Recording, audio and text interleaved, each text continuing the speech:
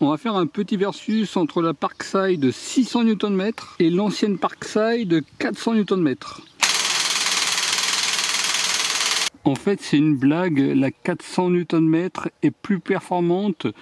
Bonjour tout le monde, alors petite présentation et test de la nouvelle visseuse à choc de Parkside Performance.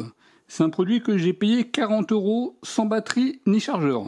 Attention, comme toujours, Lidl, leurs clés à choc, ils les appellent des visseuses à choc. Mais là, c'est pas une visseuse à choc, hein. On est bien sur une clé à choc, avec un emmanchement 1/2 pouce. On est sur un moteur brushless, c'est-à-dire meilleure performance, autonomie, durée de vie par rapport à un moteur équivalent non brushless. La vitesse de rotation à vide ira jusqu'à 3000 tours minute. Le couple de desserrage jusqu'à 600 Nm.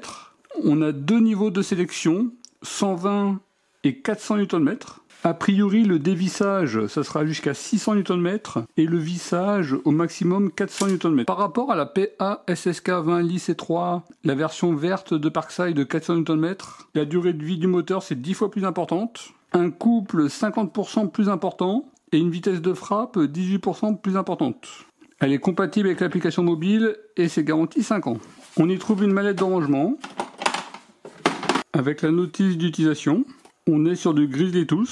Le poids avec une batterie de 8 Ah 2,1 kg. On est vraiment sur une clé à choc a priori très légère. La vitesse à vide 3000 tours minute. La vitesse de frappe 3500 frappes minute. Le couple de desserrage c'est 600 Nm. Et a priori le serrage ça sera sur deux niveaux. 120 et 400 Nm. 3 douilles 17, 19 et 21 mm. Alors je ne sais pas si vous allez le voir. Au milieu il y a du plastique. Et la clé à choc. Alors on est vraiment sur une petite clé à choc. En termes de poids seul, on est sur 1 kg 263. En 8 ampères, 2 kg 275. Et en 4 ampères, 1 kg 990. Et en longueur, on serait sur à peu près 13,5 cm. À ce niveau de couple annoncé, 600 Nm, ça va être une des plus courtes à mon avis que j'ai testé. Sur la partie avant, un emmanchement 1/2 pouce. Un bouton pour dévisser, visser, le bouton de fonctionnement, un clip ceinture avec un décapsuleur intégré, le logement pour la batterie, compatible avec toutes les batteries Parkside X20 Volt Team, les classiques ou les Parkside de performance, et avec adaptateur compatible avec plein d'autres marques, Aldi, Action, etc., etc. Ici, il y a deux boutons, un bouton concernant la lumière, si vous voulez l'activer ou pas. Alors c'est la première fois que je vois un bouton pour la lumière, normalement c'est toujours automatique. Et là, on a le choix. Et là, on a un sélecteur de mode avec le chiffre 1, 2, A et B. Le mode 1, c'est un mode percussion avec vitesse de rotation faible, certainement les 120 Nm. Le mode 2, mode de percussion avec vitesse de rotation élevée, les 400 Nm. Le mode A, c'est un mode précision. Et le mode B, c'est un mode bois. Vous voyez, pour le mode A et B, la vitesse de rotation, la fréquence de frappe, les percussions du couple sont réglées dans l'application. Pour avoir les fonctions de Bluetooth, il faut une batterie Parkside de performance. A noter que j'ai une mise à jour au niveau de l'outil. Il m'a proposé de faire une mise à jour du MCU. J'ai fait la mise à jour et maintenant, plus rien. Avec une batterie classique, vous voyez, pareil, il ne veut plus marcher. Il reste bloqué. Et là j'ai l'icône Bluetooth, alors que c'est pas du tout une batterie Bluetooth. Totalement bloquée. Bon, normalement je regarde jamais l'application avant mon test. Là je me suis dit tiens, bon on va regarder. Et voilà. Donc je peux même pas la tester. J'ai fait un retour, là c'est un nouvel exemplaire. Bon, par contre cette fois-ci je vais pas aller dans l'application.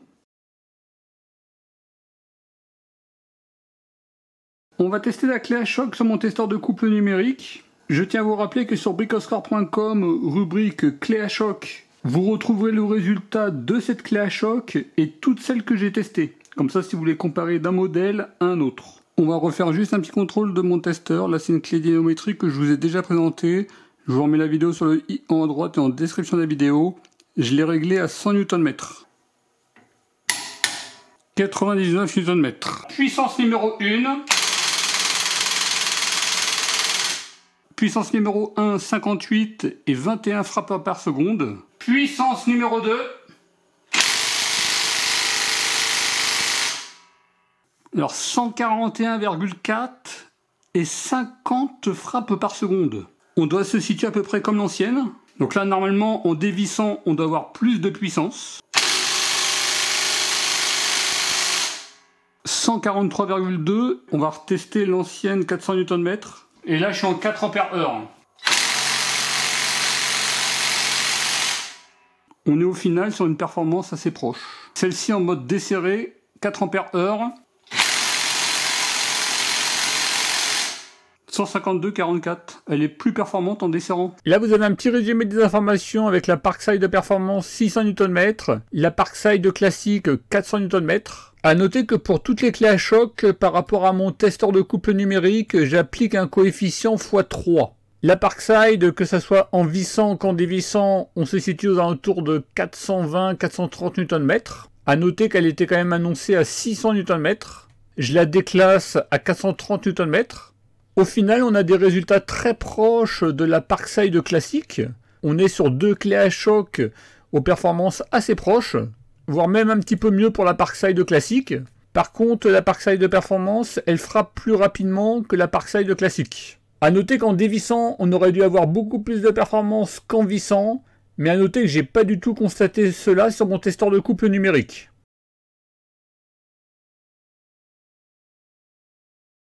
On va serrer à 160 Nm.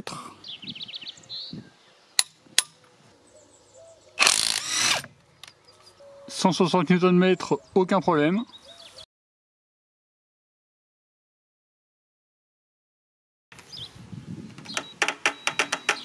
Là, on est à 270.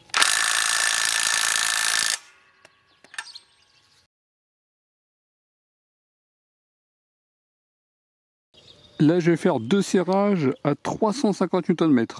Donc, on sera un peu plus de 350 Nm.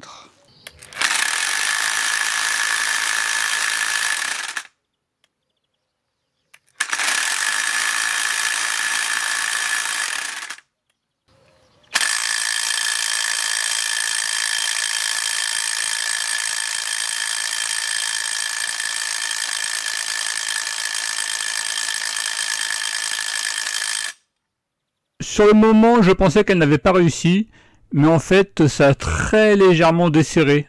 Et donc, elle est en train de réussir à desserrer. C'était pas rapide, mais elle est en train de réussir à le faire. On va faire un petit versus entre la Parkside 600 Nm et l'ancienne Parkside 400 Nm. Là, je serai en batterie de 4 Ampères-heure pleinement chargée sur les deux. La Parkside Performance.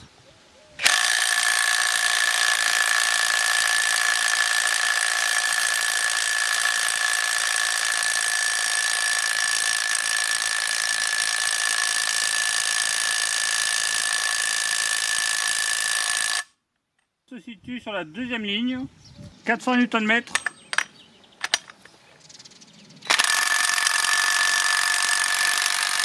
Allez, c'est parti.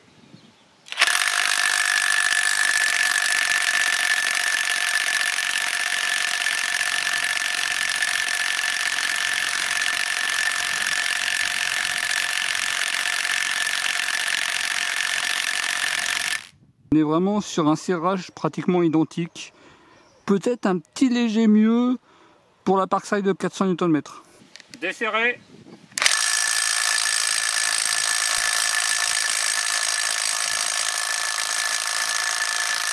J'ai l'impression que la 400 Nm a desserré un peu plus vite.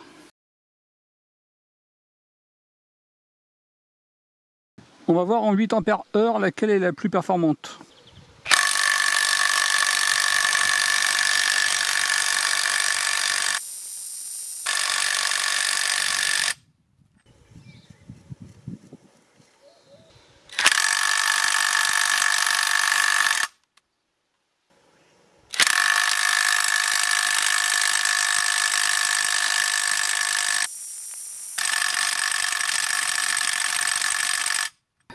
En fait, c'est une blague, la 400 Nm est plus performante que la 600 Nm. L'autre, elle sert jusque là, alors que la 400 Nm avec batterie 8 Ampères-heure, elle sert jusque là. Là, c'est même plus garanti qu'elle arrive à desserrer.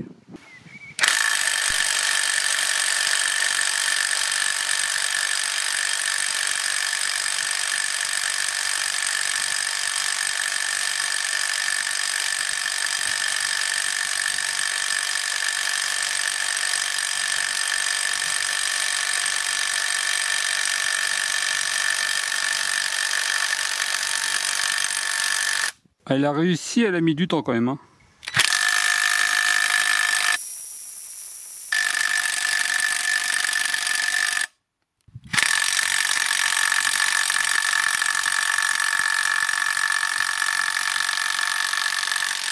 En 8 ampères heure l'ancienne, elle est finalement plus performante que la 600 Nm.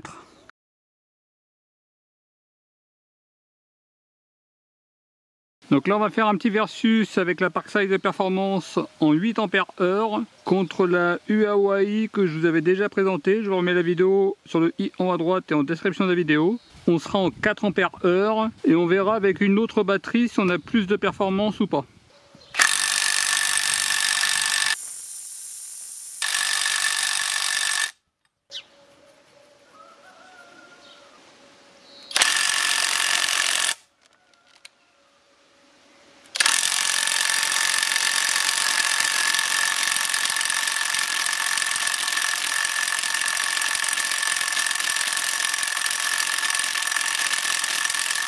Donc celle-ci on a plus de performance et avec cette batterie là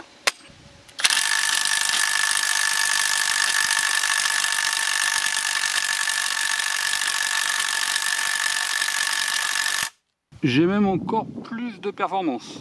Bon là la Parkside de performance n'arrivera jamais à desserrer.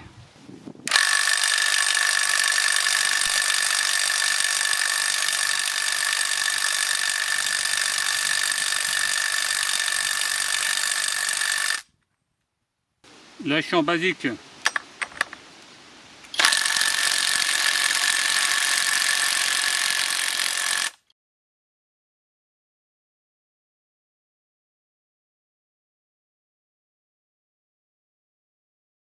A noter que par rapport à la version verte, ils ont fortement réduit la taille.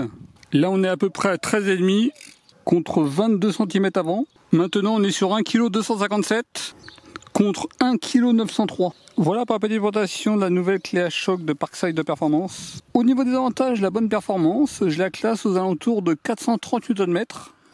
Elle est petite, légère. D'ailleurs, ça doit être l'une des plus petites que j'ai testées. On a 4 modes, dont 2 paramétrables. Bon, d'ailleurs, sur ce deuxième modèle, j'ai pas testé l'application. Dites-moi en commentaire de la vidéo si ça fonctionne correctement ou pas. Compatible XM Auto Team et avec adaptateur compatible avec plein d'autres marques. Au niveau des points négatifs, un peu déçu par la performance. En 4 ampères heure, on a des performances assez proches. En 8 ampères heure, la Parkside classique, elle est plus performante, que ce soit en vissant qu'en dévissant. Alors que là, ils annoncent 600 Nm. Et que là, ils annoncent 50% de torque en plus. Alors qu'au mieux, on a des performances aussi proches. Et au pire, en 8 ampères heure, celle-ci, elle est plus performante que la Parkside Performance. Mon premier exemplaire qui est tombé en panne suite à une mise à jour. J'ai même pas essayé avec celui-ci. Surtout, merci de laisser vos avis en commentaire de la vidéo. Tous les produits utilisés dans la vidéo seront en description de la vidéo. Vous avez également des vidéos à ce niveau-là. En tout cas, je vous remercie de regarder cette vidéo et je vous dis à très bientôt. Au revoir.